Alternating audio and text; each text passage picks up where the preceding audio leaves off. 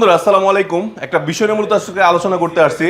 আপনারা অনেকে করেন কি স্ল্যাব টাইলস কিনেন, এখন বাজেটের কারণে অনেক সময় স্ল্যাব টাইলস এটা অ্যাভয়েড করেন, কিনতে পারেন না। আবার অনেক সময় কি কিনবেন বুঝতে পারেন না, তাদের জন্য মূলত আজকের ভিডিওটি। দেখেন একটা টাইলস দেখাচ্ছি, টাইলস একটু কাছ থেকে দেখেন, একটু কাছ থেকে দেখেন তো ভাই, এটা গ্লেজটা দেখছেন? এত গ্লেসি মাল আমার বিশ্বাস যে আপনারা অন্য কোথাও পাবেন না।